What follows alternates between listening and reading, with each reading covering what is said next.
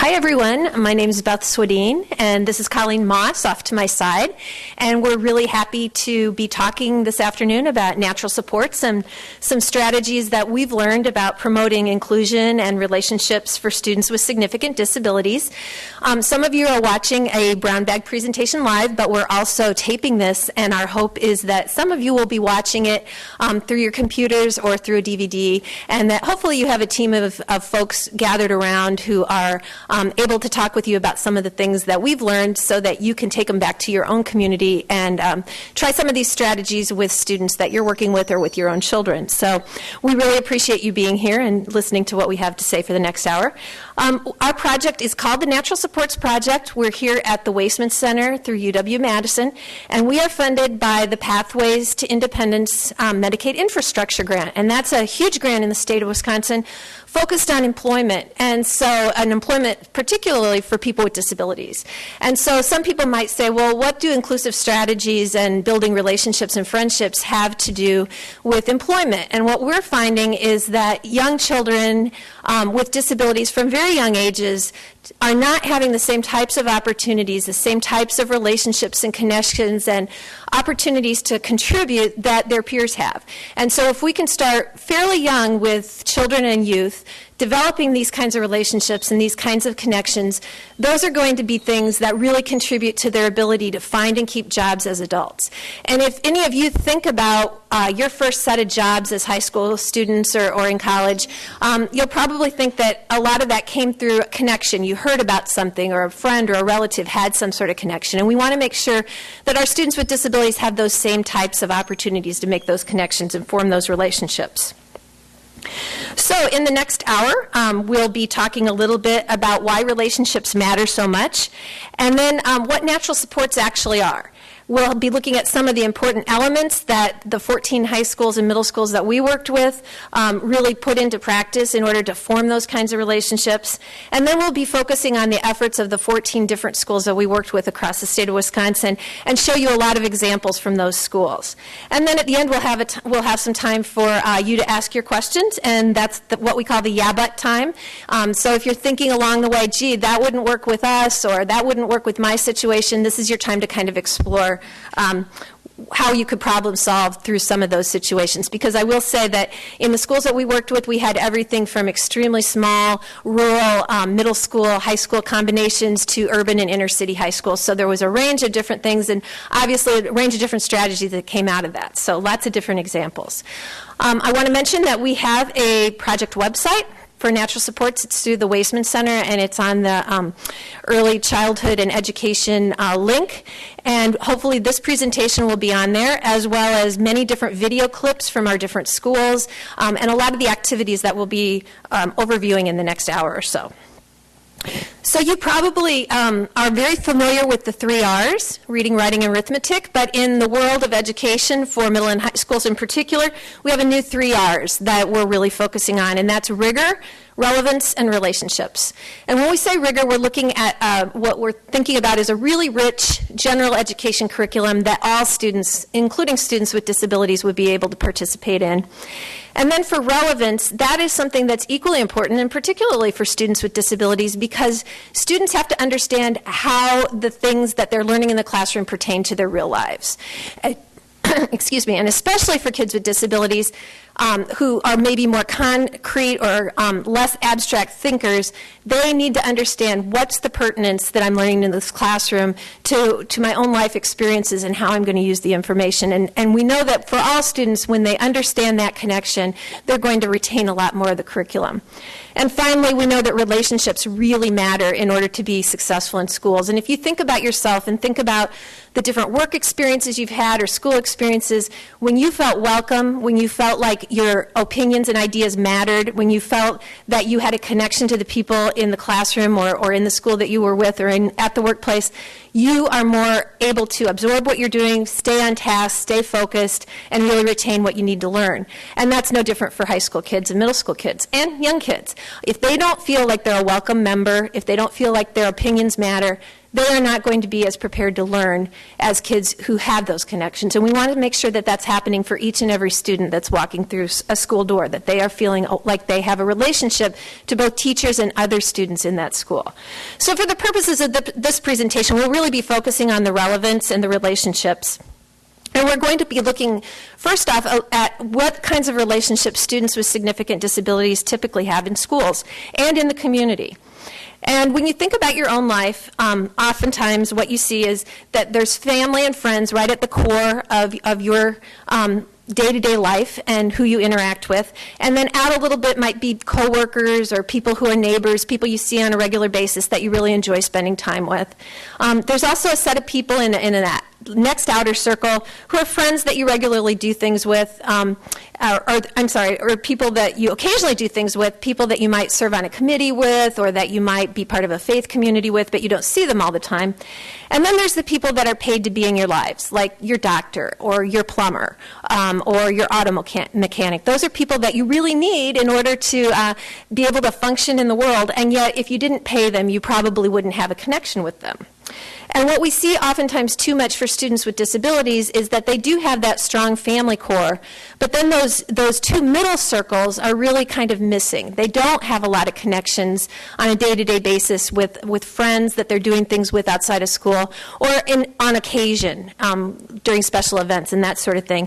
And then they're really heavy on paid support. So different people who are providing respite, who are providing therapies, who are special education staff, those folks are really heavy in their lives. And what we're trying to do is fill in all the different levels on the grid here so that we're making sure that students have a wide variety of different relationships.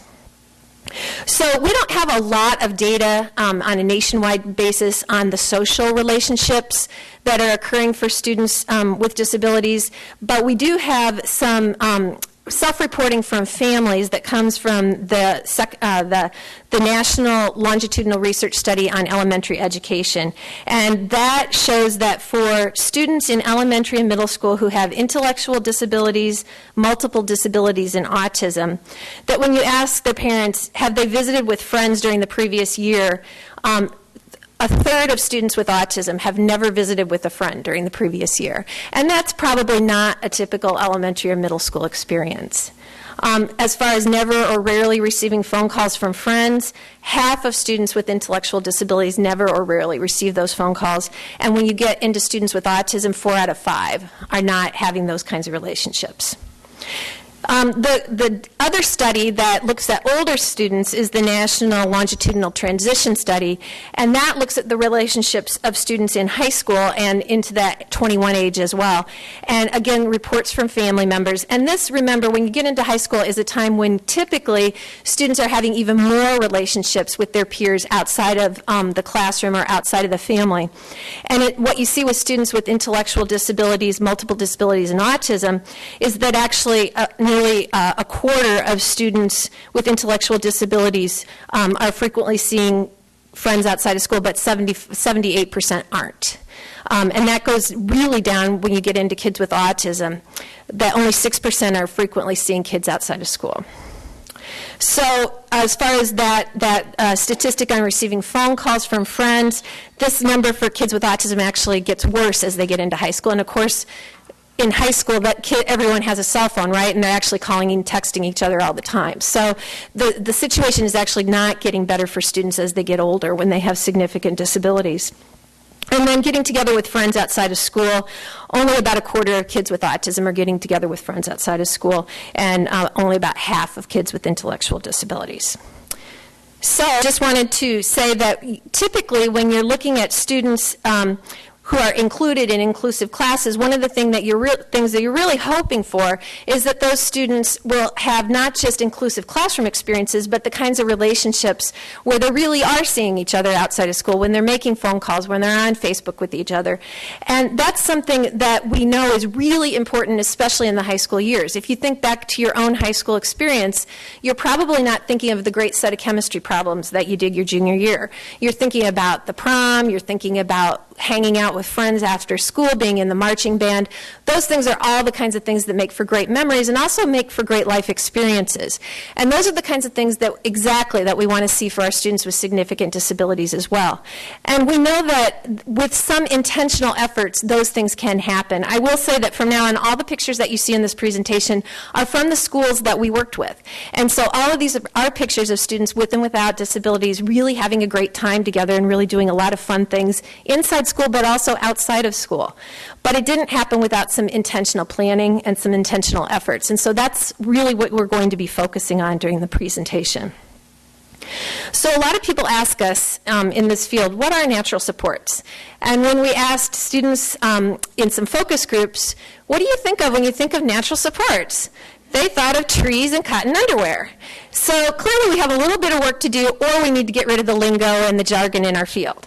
So when we talk about natural supports, what we're really talking about are significant and authentic relationships where kids with and without disabilities are interacting together, they're helping out each other, that there's some reciprocity. Kids with disabilities are not the continual recipients, but they're really making contributions. They're making connections, and kids are resources to themselves. So they don't have to run to an adult, or they don't have to have an adult right next to them all the time in order to be able to interact and get things done and problem solve and all those sort of things. And when that happens, we know that it not only enhances inclusion and a sense of belonging, but it really contributes to the overall quality of life. Because the reality is that all of us, even the most capable people, even the most self-sufficient, independent Americans, actually rely on each other quite a bit in a lot of different ways throughout their lives. So it's really a natural way to think about how any person would live their life in a social kind of context, is that we rely on each other. So who can be a natural support? Natural supports can be anyone. And when we look at high schools and middle schools, we think, oh, gee, if that high school has 2,000 kids, that's 2,000 potential natural supports, right? So they can be friends, they can be colleagues, teammates, members of the same clubs. It can be kids from faith communities that have youth groups together, acquaintances, neighbors. There are so many different places from which to draw different types of natural supports. And it doesn't have to be a certain type of person either. It doesn't have to be the perpetual helper or the straight-A student. We've had all kinds of people involved in our natural supports projects, and it's been very interesting to see the wide range of different youth who've been interested in participating and what they have to say about what they gained. So, but what are our usual vehicles of support? Do we typically look straight to the kids in the classroom or the kids on the team in order to provide supports, or do we have a different kind of setup? And in most of our schools, the setup is very different. There's an array of special educators, of paraprofessionals, of job coaches. Kids even ride special transportation, so they're not even riding on the same bus together. There's, special providers in different fields. And even when we ask kids to participate in inclusive kinds of things, we're really asking them to be special friends. So there may be a best buddy or a peer mentor or a peer tutor. We're not just saying, hey, do you guys want to hang out together? And so we need to be thinking about different ways in which we can think natural supports first and natural ways that kids always participate together. And if we do, then we're pretty sure that we're going to be selling millions of Honk If You Love Natural Supports bumper stickers in the next few years. So, and if you think that there's a natural supports airline out there, then well, I really like you a lot, because there isn't. But we'd like to think that Madison will be flying natural supports airlines soon. So for the next few minutes, Colleen Moss will be talking a little bit about our natural supports projects in the different schools and some of the strategies that they used, and really what the elements of natural support strategies should look like, and different ways that you might be able to take some of them back and practice with some of your own students and children. So as you can see by this slide, the Natural Supports Project is really focused on kids, youth, young adults, teenagers, middle schoolers. We really are focusing on them, and we want to make sure that the adults are always outnumbered by these students that are participating. And this is a picture from a Summer Institute 2 not this past summer, but 2 summers ago. And it was the second time we did it, and we made sure that the adults were way outnumbered because we wanted to really get the input of the kids that were going to be participating and involved in these efforts. So, what was the purpose of our project? Why did we start this? We really wanted to look at capturing new and innovative ideas on ways to support students with disabilities, but in a way that makes it so that they are more fully and more naturally participating in their school life, in their work, in their community life. We did not tell schools what to do. We gave them a couple of pointers, things to keep in mind that I'll go through, but we really wanted them to come up with what works and what doesn't work. We were able to give support to the schools. The biggest amount of support I think that I gave to schools was after some of the schools started participating. They got a little afraid and thought, no, I want to back out, And I was able to say, nope, sorry, you can't. And the schools that actually tried to back out actually became one of our strongest participants. We wanted every school, because they were starting in different places, they were from all over Wisconsin, some were kind of further ahead in their idea of inclusion than others, and we really wanted to challenge them wherever they were to go a little bit further, to document those lessons. So a lot of the photos that are in the presentation are actually ones that the schools took or the students took and then sent to me. And the whole purpose ideally then is, after gathering all of these things, we can share them back with you so that you can go out and do these things in your community. So that we will transform the way we serve youth, but really looking at what's already available in your school and community and how to use those supports that were already always there in new and innovative ways.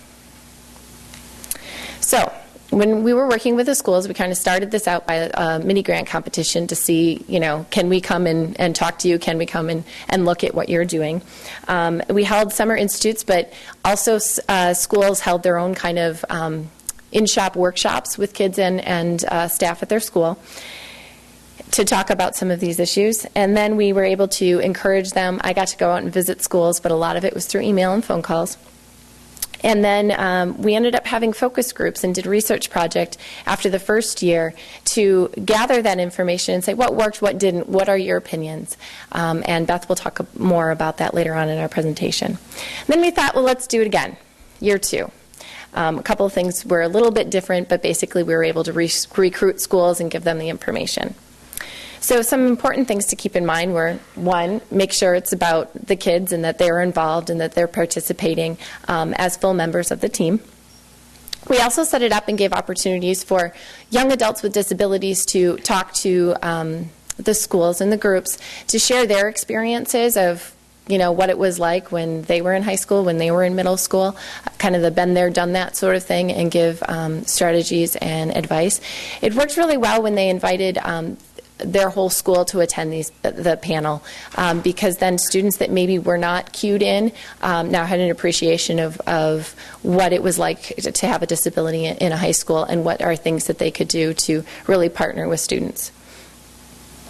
We made sure that teams and really emphasize time for them to get together and talk about things. So coming up with some intentional planning process of what they wanted to do and making sure that they had opportunities for both the adults and the youth to share their ideas.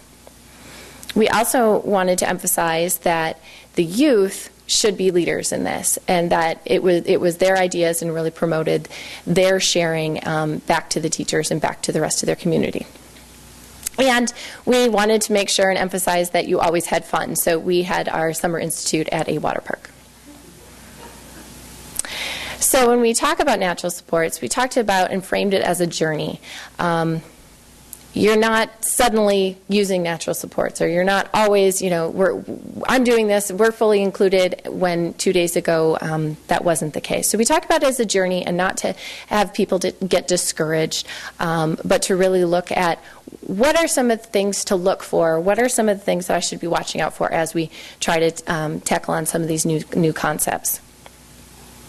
So we came up with some landmarks, things to point out along the way on your journey, or basically they're elements that we say if you keep these things in mind, you're heading in the right direction.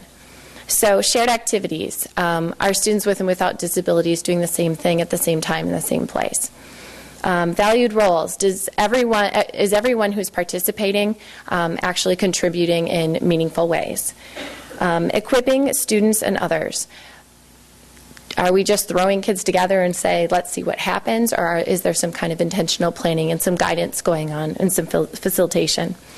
Looking at just enough support. How much support do kids need at one point in time? When can adults jump in? When should they fade back? And then always looking at this reflection. Throughout this process, schools found out that something worked really, really well, so they wanted to do more of it. And other times they found out that something just bombed, and they came together and said, well, what can we change, what can we keep to make it more successful next time? So the first element that we want to look at is the idea of shared activities. And with today's day and age, with Facebook and email and Twittering, those are great ways to kind of keep in touch. But really, to develop real relationships, it's about how much time can you spend with someone and doing enjoyable things together. And when we talked, when you think back to maybe your best friend or a group of friends that you have, most of the time it didn't happen instantaneously. It was because you had a similar interest, you were able to see each other time and time again to develop that relationship. And overwhelmingly, that's what the youth stressed when we talked to them, that they needed to have opportunities to do some fun things at the same time, at the same place, together over and over again in order to get to know each other. And they suggested once a week minimum. The idea with that is that over time, with some more structured or more planned activities, they'd get to know each other, and then that would spill out into other areas of the school day, like in the hallway or in the lunchroom or in classrooms. Because really, the real reasons that kids go to school is because there are other kids there. You want to hang out. There's no other place where there's the same people the same age at the same time right around you for 6 to 8 hours a day. So when we think of shared activities, there's kind of some guiding questions that we want to keep in mind and keep asking ourselves as we're looking at what's going on in our group, in our school, in our community. Are youth with and without disabilities present in the same space? Are youth with and without disabilities there at the same time? And are they engaged in the same activities? So we want to keep these questions in mind and use them when we look at this chart. Kind of give some examples of locations, settings, if you will, in a school, the cafeteria, biology class, field trips, that sort of thing. And you can go through and really look at our youth with and without disabilities present at the same time, same space, and are they doing the same activity? And we encourage schools to do this with adults and with students. And it was really interesting to see the different perspectives. There was a young woman, about 15, who stood up to one of the adults in her group saying that she really disagreed that lunchtime in their school was a shared time, a shared activity in the same place. And she thought, well, why not? Everyone eats lunch. It's all in the lunchroom. We only have one lunch period. Everyone's there at the same time. And she said, no, not really. Students with more significant disabilities get to the lunchroom a lot earlier. They sit at a particular table. And they're really focused on having lunch, or the adults around there are really focused on the active eating, whereas other students are eating at their locker, they're coming late. Half the time we don't eat our food, we're joking around, we're finishing up our homework, we're cramming for the quiz at the next, in the next class, but really we're doing a lot more talking and hanging out. So it was a fresh perspective and a different one that the adults at the schools had. And this is a great activity to really get some of that discussion going. And the way we design this, and these are also on our website, are having this thumbs up, thumbs down. And if it is true, the thumb is up. If it's not true, the thumb is down. But if it's sometimes true, then people were asking, could I put the thumb to the side? Could I put it, because it could be a maybe or sometimes. And with the use of these thumbs, it really became an accessible activity that everybody could participate in, even if the discussion wasn't something that someone could really keep up with. They were an individual could be in charge of putting the thumb on the board and being a part of the entire activity. So, as I said, we have a sheet along with these questions and with the thumbs on our website. And for those of you who are dialing in on seeing this on the web or on a DVD, you can pause the tape and go through this with your team and then come back for discussion later. So after the activity is completed, look at what activities tend to truly be shared. What are they? What makes them shared activities? And how can you look at infusing more of them into your activities? And which ones aren't shared? And why is that? And is there anything you can do to change to make them a more shared activity? We talked about if the thumb is all the way down, what can you do to point it sideways? If the thumb is sideways, what can you do to make it point up? And then are students with particular disabilities more often left out? And wondering to yourself why that might be. And ideally, what changes could be made to have more shared activities? And always thinking about what's that next step, that tangible thing that you can then work on before you guys come together as a group again. The second element, or our second landmark along our journey for natural supports, is establishing valued roles. And as you can see in this picture, this student is having a valued role leading a Jeopardy game that was played with a bunch of students. And she was the one who was picking out the categories that they were going to choose and turning over to find the questions. So really looking at how are students participating and that everybody is participating in a meaningful way. And again, we have some questions for you to consider.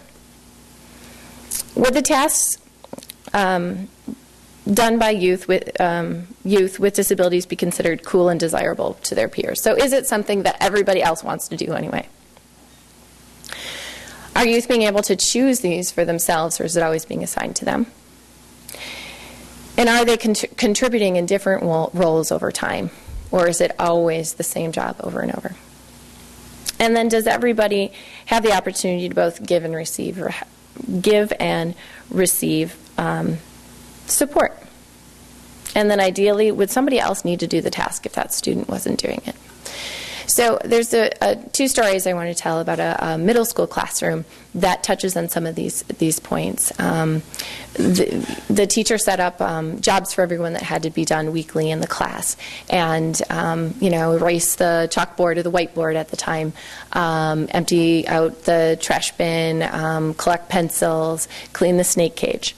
Well, the most highly desirable role in the class was cleaning the snake cage. And everybody wanted to do that. And so she rotated the roles during the week so that everybody had a chance to do the most desirable role, but they also were able to participate in the other roles of the class that gave them a sense of community, and that everybody had to help out, or else the class was not going to be ready for the next day or the next week. I believe it was the same teacher who had a couple of students in her class that struggled with different things. One student had some mobility issues and struggled in changing class periods, getting to the next class on time. And there was another student who tended to have so much energy and be there right away, and had some behavior issues. And what she did was she offered the student a timer and asked if that student would help encourage the other student to be on time. So it was a way that this young boy could participate and give support, which also kind of made him feel like he was a part of the class, and they saw that behavior issues went down in the classroom. And then the other student, who was kind of struggling to make it to class on time, had a personal cheerleader, and she was really motivated in order to get to class. So of course we have another activity. Here's the COOLNESS lineup, and we want to see if you can think about these roles: a participant, a tutor, a supervisor, a tutee, giver of help, receiver of help, and rate them. What are the really cool roles and what are the not so cool roles? And when we had teams do this, they decided they wanted to put everything on cards and actually stand, move around, and line themselves up on what was the cool role and what was the not so cool role. We also have that worksheet on our website, so that's an activity to go ahead and do with your group and see where different people line up the different roles. And then think about what roles were seen as less cool, which ones were the most cool, and why. The answers can be different depending on what age group you're working with. Middle schoolers and high schoolers and elementary school kids are going to think of, may perceive certain roles to be really exciting in high school and not so great in middle school. Also, think about your perspective. Are you thinking about what, as an adult, you think is the best role? Or are you thinking about what a 13-year-old would think is the best role? So talk about that and see why you're coming up with the answers. And what we say is, if you're trying to do this in a classroom or in a club activity, your best bet is always to ask the kids and really find out what they think about it. Also, what roles do students with disabilities typically assume? And then watching out for the big potential problem. And that is the perpetual helper or the designated recipient. Is there always one student who's the good little helper who always helps out another student? And then is there always a student who's always receiving the help and not having their turn to be able to contribute and give help to somebody else? Another example, I should say, of a valued role is with this young woman. She has a switch. She's in a motorized wheelchair, and they had a camera as this group was out on their Santa breakfast evening, or Santa breakfast morning. They were volunteering for kind of a preschool Santa breakfast. And together with her team, they came up with an idea and found out a way to connect the switch to the digital camera. So she became the resident photographer. And in this day and age with digital photos, everyone wants to know, was I blinking? Is my hair okay? And so they come up to her and ask to see the picture, and they could flag through and, oh, take it again. So it really helped with, a fun time and her having the valued role. And she went on to continue to take a lot of photographs for their team through the other events that they did throughout the year. So the next landmark is equipping students and others. And this picture is of a poster that one of the teams put together, kind of their dream of what they wanted to have happen at their school. Power comes from the people. It's a nice day for revolution. They really wanted to change some things in their school. And we came up with the saying of kind of what can happen if. If you dream, what can happen if?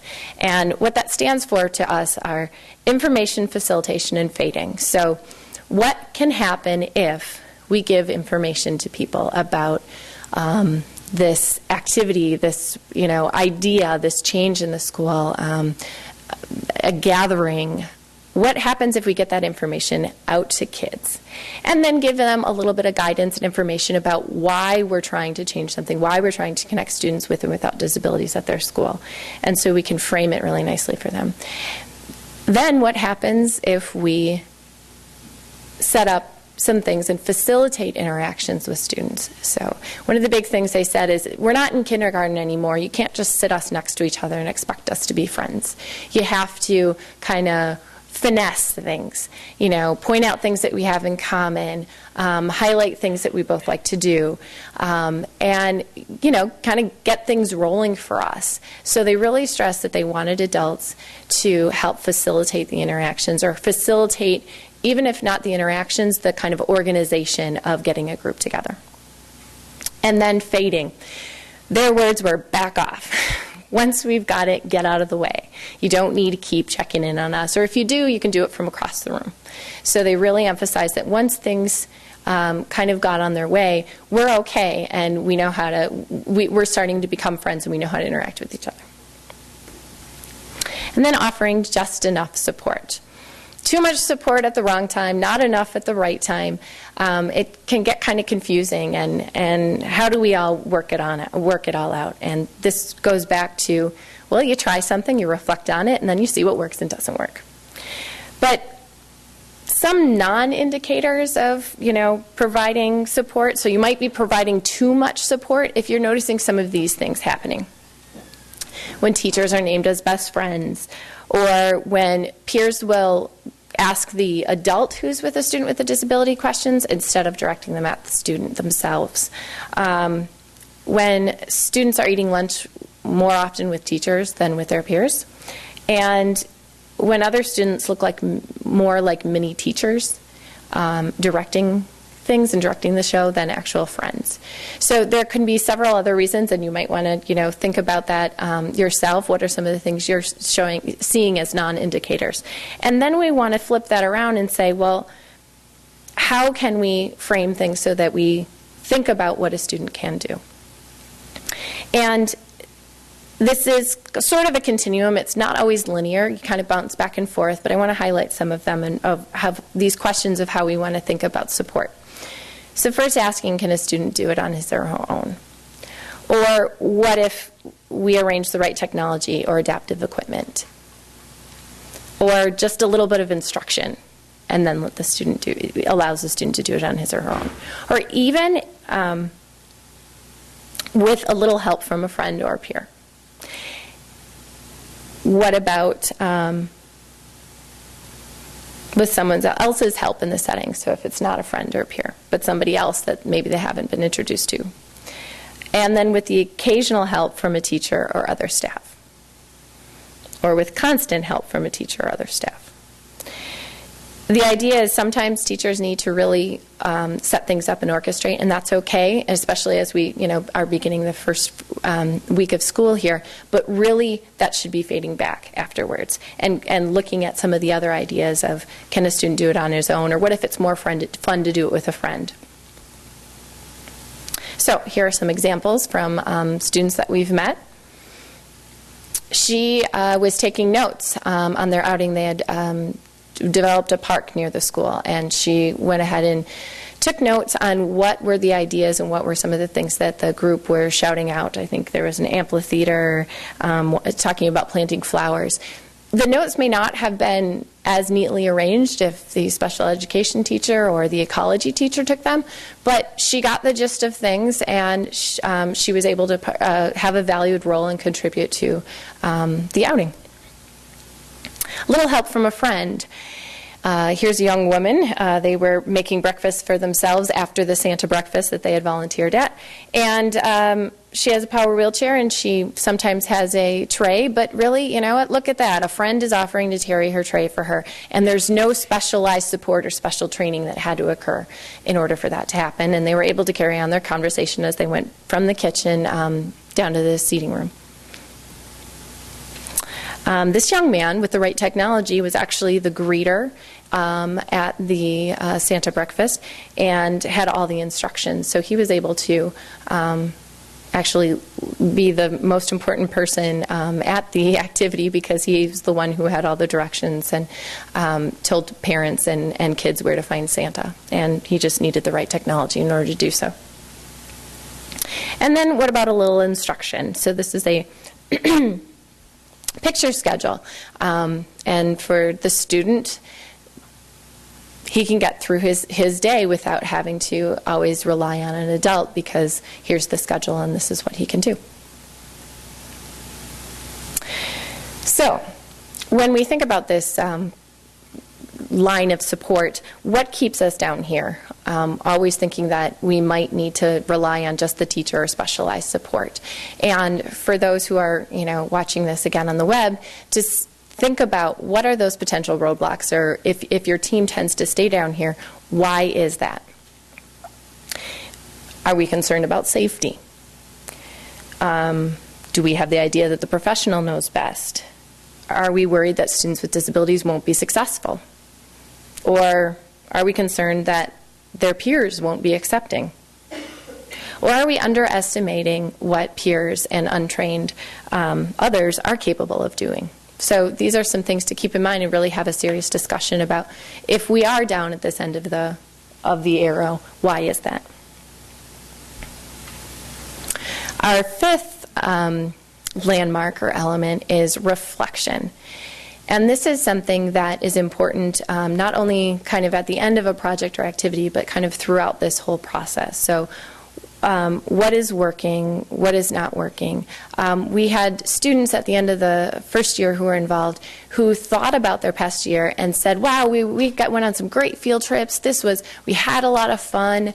We got organized with not so much time. It took us a while to get going, but we made some things happen toward the end of the year.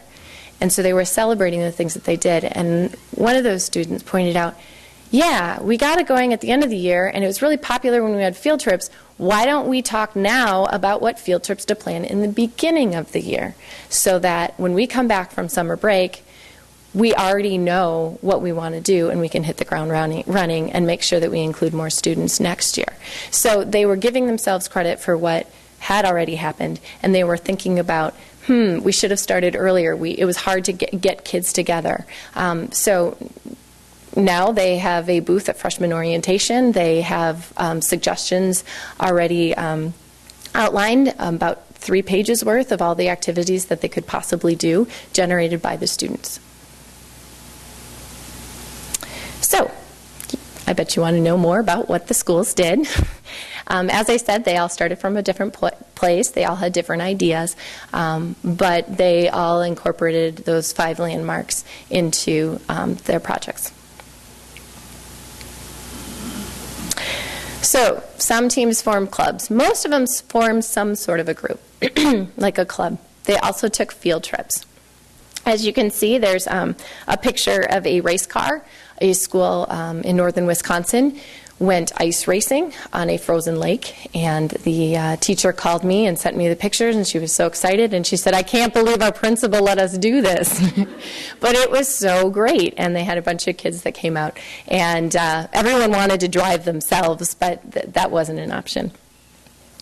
Other schools, when they took field trips, they made it a point to make sure that the most kids could come. So one school in particular, I'm not entirely sure how, but the entire school took field trips in different departments quite a bit of the time. So they were allowed to take field trips during the day, and they made sure that they had an accessible bus.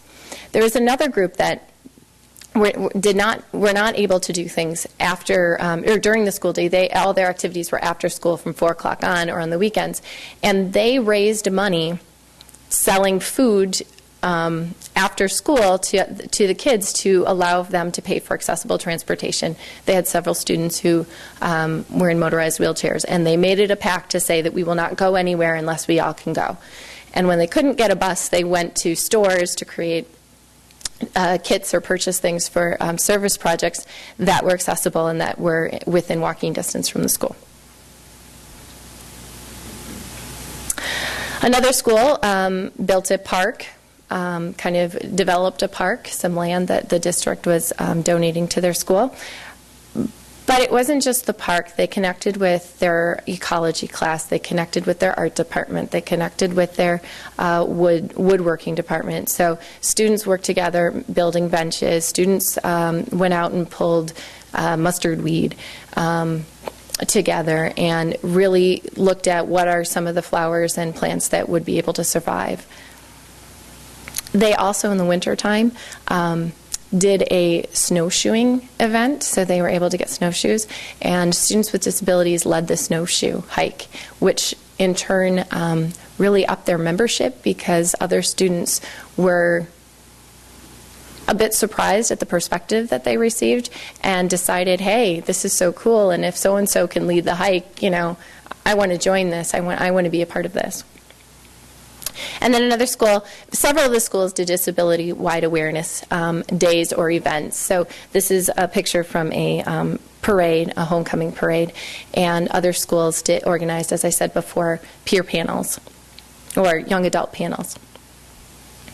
Another school opened a school store, so they sold school merchandise, but they also had checkout for games and, kind of birthday flower and balloon delivery and things like that, so it really became a more social thing in the school. Team building. A lot of the teams, especially ones that did service for their community, discovered that we can't help other people until we know how to work together. So they built into their service club team building activities so that they learned how to trust each other, that they learned how to listen to each other, that they learned how to work as a team. And that was incredibly important for them. Other schools, one school made a partnership with the technical school. They had a youth options program, but it wasn't available for students with disabilities, and so they wanted to change that. A couple other schools focused on kind of more that sports outside of clubs and sports, but really looked at kind of fostering some more active opportunities.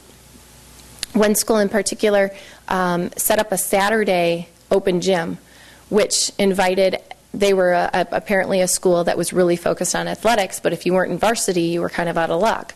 And so they opened it as a very inclusive, anybody can come. And even teachers started coming and bringing their own kids. So it became a really neat asset to the community in general.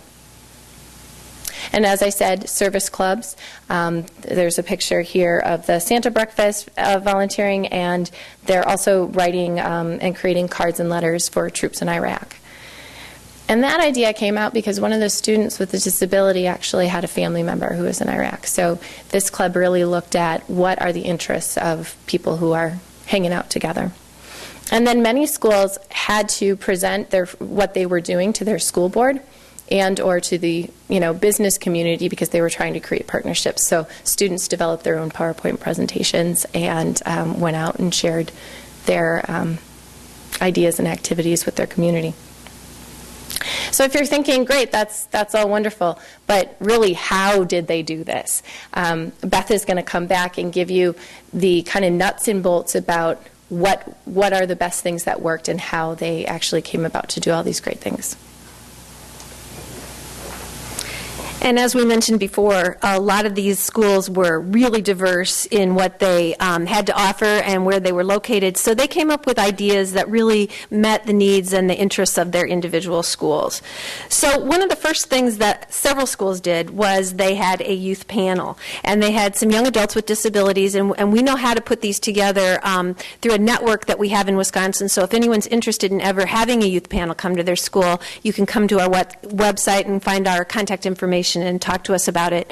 But they had young adults who had disabilities who came and talked to their entire school body through an assembly about what it means to have a disability and be in high school, how it felt, what schools could have done better, what they did well. And that really opened the door for a lot of students in the school community to really, for the first time, kind of think about disability issues and the fact that maybe there are some kids in the school that don't feel that welcome.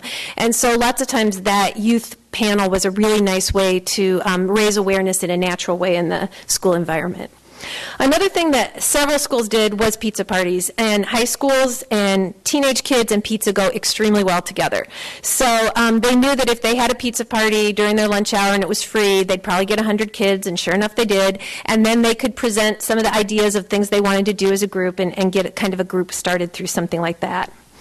Another school has an annual pancake breakfast, and they have kids in the club generate tickets at the beginning of the year, and then they send tickets out to all their friends and staff members, and they get maybe 80 to 100 people coming to their pancake breakfast. They offer it first hour, which is really smart because who wants to go to first hour when they can eat pancakes? So they've got a good strategy going down there as well. One of the schools had never had students with significant disabilities in their school before. They'd been bused 20 miles away. And so they were bringing those students back, and they were bringing them back to a self-contained classroom. And so the kids in the school realized that they weren't going to have a lot of opportunities to really get to know those students. So they had a meet and greet event before school started, and they invited the parents of the kids with disabilities as well as the kids. And one of the 16-year-old boys in the group said, my parents don't let me hang out with people on the weekend if they don't know who they are. So these parents of these new students in our school are going to need to know who we are, or we're never going to get them to hang out with us. So we thought that was a pretty smart piece of wisdom from a 16-year-old boy. We have several videos available. One of them is including Samuel, and Madison School District is actually sponsoring Dan Habib, the filmmaker, September 24th of this year to come in and do a presentation and show his film. So that is available through our office as well, as if anyone ever wanted to show that to a school assembly or to a class to kind of get interest going. And at least a couple schools did that. Colleen mentioned the field trips, and that is a huge incentive and a great way to kick off your year because everyone wants to miss a day of school. And especially they want to miss a day to school if they're going to still get credit for it and if they're going to go out and do something really fun. Booths at orientation, freshman carnivals, beginning of the school year, that's always a way to raise awareness as well and to grab email addresses and ways to contact students who might be new. And then homecoming is always at the beginning of the year, so having a parade, throwing out some candy, several schools did that as well. Students had a lot of different ideas on ways to recruit, and they said, this is how we were recruited to participate, so these would be great ideas. And the first thing they said is, you can just ask us, because so many people don't ask. They do announcements on the PA system, they do something in a newsletter, they put a poster up, but nobody gets a personal invitation. So if your best friend is in a club and they invite you to go, you're a lot more likely to go. So they said, we need a personal invitation, just ask us to come, but make sure it's fun. So if you're going to do snowshoeing, if you're going to have free pizza, if you're going to go bowling, that's going to be a lot more fun. If you have Guitar Hero, that's a plus. So that was another thing that they said. Another thing that they said that is important is offer us food because we really like it. And they keep asking, be persistent, because we may be busy or we may be, have a conflict the first time you ask us, but that doesn't mean we're not interested. And then there were ideas that they gave us for maintaining sort of the energy of their club. And one of the things that they said is we have to meet regularly, and Colleen alluded to this, but one of the things that was very apparent to us in working with these groups is that all but one of the high schools had very separate programs for their students with significant disabilities, so they weren't seeing each other every day in class. And so in order to really get to know each other, they had to meet at least weekly, preferably more than frequently than that, because otherwise there was just no chance to really get to know each other. They really suggested that trying something new was important, something novel that nobody else offered. And so for this team, it was wheelchair athletics. So they rented wheelchairs, and they did wheelchair basketball and wheelchair, rugby. And the kids in the wheelchairs were the coaches, and they taught the other kids how to do it. So that was a kind of nice flip for a valued role as well. A lot of the groups stay connected and chat with each other on Facebook, and they talk about their activities through email and Facebook. So one of the things that we did at our institutes and that a lot of the clubs have done is to make sure that kids have Facebook accounts. So we signed them up for Facebook. At the second institute we did, because a lot of kids with significant disabilities aren't using the same technologies as kids in high school. And one of the things that they're not using very much is Facebook and email. So that's something that automatically keeps them out of the loop if they aren't on it. So there was recently a freshman orientation, and a group here in Madison sent out an invite on email to get kids to come, and only 2 kids with disabilities showed up, and those were the 2 who had email. And the rest of the kids from the club who didn't have disabilities all had email, and they were all there. So rotating leadership is another thing, and again, you're getting at your valued roles and making sure that everybody has an opportunity to participate. Keeping it fun, you can see the Guitar Hero here, that's really important as well. Having semester or yearly kickoffs, and we just talked about that, something that really gets the energy going. And recruiting new students and doing that by word of mouth. Having kids who are already involved and excited doing that personally is something that they said was important as well. Then it's important to document what you're doing, because kids get really excited about that, but they also use it in multiple ways. So a lot of the groups had scrapbooks, they had posters that they made. It was a great way to promote and keep things going, but it was also something that they could show at the end of the year and say, hey, look, we really did a lot of fun things. If you join this, you'll be able to do these things as well. Managing logistics, though, is not a teen strong point, just so you know. And here you have a teacher looking really excited about the logistical duties that she has to do. But it's really important to have some sort of adult who coordinates, okay, how many pizzas do we need to order? How do we get that accessible school bus? Because the kids won't think about those kinds of things, and so all of the groups that did really, really well were also the ones that had a strong adult who was willing to be in the background but really made sure all that logistical stuff happened. And then engaging in team building was another thing that they really liked. And again, when you don't know each other well, spending a half a day in the school forest when it's only 30 degrees is a great way to bond. So they liked those kinds of bonding sort of experiences in which they could get to know each other relatively quickly because they weren't seeing each other in classes all the time. We wanted to include just a little bit from a presentation that one of our groups has done several different times now at conferences, because they're a really strong group and they really are so thrilled about what they did, and they put this presentation together as a group of students with and without disabilities, so everybody contributed to it. And they said that their vision is, we the members of peer partners wish to involve all students in a mutually beneficial partnership based on mutual interests and talents, one that is student-driven to create an open and friendly environment. So that's their mission as a group. And what's important to them is having fun, getting to know other people, and being there for each other. And they did a lot of different activities, but here are some of the quotes that they said. They've made lifelong friends. They've gotten to go to events that they wouldn't have gotten to go to if they hadn't had this group of friends to go with. It's about building relationships, and it's freedom from being alone. And for a lot of those students, that was really, really important. It would be important for anyone. So they said that they got together in a lot of different ways, and then they have a lot of different things that they did together that they were able to document with photos and with memories. And they talk about the friendships they've formed. And one of the students is a nonverbal student with autism, but she does use technology to create poetry. And the final quote here is from her: "Reward perfect pride with real terrific friends." So it was a really meaningful experience for her to be part of this group. We did some focus groups with different students and with adults as a part of this project, and we loved hearing from them. We wanted to know about their views of relationships, what inhibits them in high school, middle school settings, and then also what fosters positive relationships. And as you can probably imagine, having groups of high school students give advice on everything that their school and their teachers is doing wrong was really appealing to them. But they actually had a lot of concrete good things, positive things to say, as well as some pieces of advice that we all wanted to listen to. And they said that there are a lot of adult-related barriers that were happening in their school, and they really clustered around two things. Adults were doing too much at the wrong time and not enough at the right time. So they were hovering, they were discouraging interactions, they were forcing people to get together and sort of pair off. They were providing too much support, and a lot of kids said over and over, "I don't feel comfortable going up to somebody who's standing by a 40-year-old woman." Well, I shouldn't use that as an example because I'm a 40-year-old woman, but they just didn't feel comfortable being right next to somebody who they felt was kind of judging the relationship, whether or not that person was or not. So they said, we need more time to get to know each other without somebody sort of hovering. But at the same time, adults don't do enough inviting. They don't do enough facilitating. They don't do enough encouraging. And so they wanted to see more of that happening. They said there were a lot of accessibility barriers in their school and other environmental barriers. They talked a lot about being in separate places at separate times. A lot of the schools, the kids don't even pass in the hallways at the same time, and their lunch hours are different. And they said it's really hard to get to know each other if we never even see each other other than maybe 30 or 40 feet away from each other.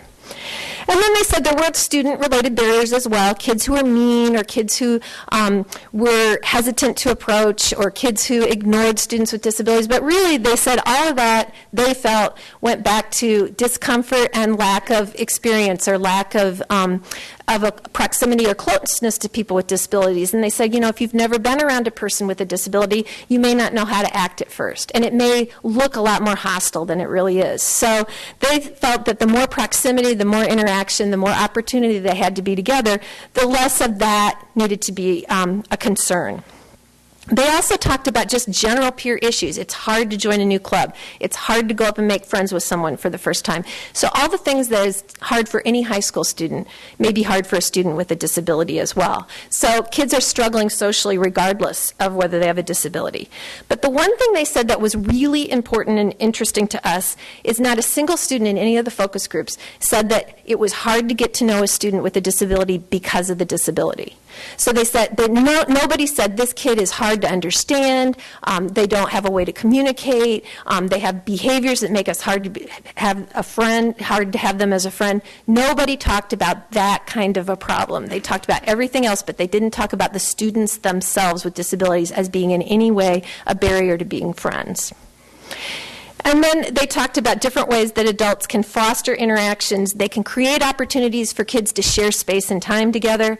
They can promote independence and really encourage students with disabilities not to rely on adults, but to ask each other for help or to do things themselves. And then they said that more facilitation, more encouragement of interactions needs to happen. So, and they said that there were lots of things students could do as well if they knew how to do it. So extending invitations to be involved in activities. They can model acceptance. They can model respect of the person with a disability. They can support interactions and initiations. And they can help raise awareness around the school of how important it is to include people with disabilities and all kids with disabilities in the school life. So those are some of the things that the students in particular, as well as some of the adults in our focus groups, talked about as far as different things that they said were important in order to foster relationships. Well, thank you. You've been a fantastic audience. We appreciate it.